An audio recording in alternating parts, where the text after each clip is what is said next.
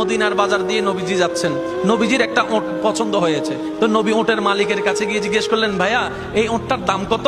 ওই দামাদামি হলো, নবী সে দামে কিনতে রাজি হলেন, কিন্তু নবীর কাছে তখন অর্থ ছিল না। তখন নবীজি ওনাকে বললেন, আপনি আমাকে ওটটা দেন, আমি এখন গিয়ে আপনার সেই প্রাপ্যটা পাঠিয়ে দিচ্ছি। ওটের মালিক ওনাকে ওটটা দিয়ে দিলেন। আশেপাশে যারা ওটের মালিক ছিল সবাই জিজ্ঞেস করতেছে, এই পাগলা, তুমি কি যাকে ওট দিয়েছো তাকে চিনো? বলে যে না। নাম জানো? বলে যে না। পরিচয় জানো? বলে যে না। ঠিকানা জানো?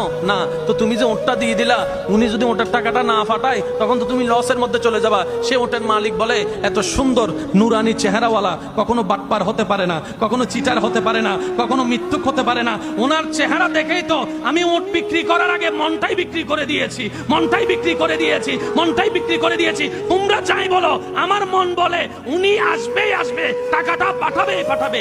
এই কথা বলতে না বলতে কিছুক্ষণ পরে নবীজির একজন সাহাবা এসে বলছেন, একটু আগে একজন ওট নিয়ে গিয়েছেন কাছ থেকে, ওটের মালিকটাকে একটু দেখতে চাই। উনি বলে যে আমার থেকে। তো উনি বললেন, আমাদের নবী আপনার থেকে ওটটা নিয়ে গিয়েছেন, ধরেন ওটের টাকাটাও দিয়েছেন, আপনাদের খাবার জন্য কিছু খেজুরও হাদিয়া পাঠিয়েছেন, খেজুরও হাদিয়া পাঠিয়েছেন। ওই ওটের মালিক বলে, ভাইয়া টাকাটাও রাখেন, খেজুরটাও রাখেন, আগে আমাকে ওনার কাছে নিয়ে যান। আমি ওট বিক্রি করি নাই, আমার দিলটাই বিক্রি করে দিয়েছি ওনার চেহারা মোবারক দেখে।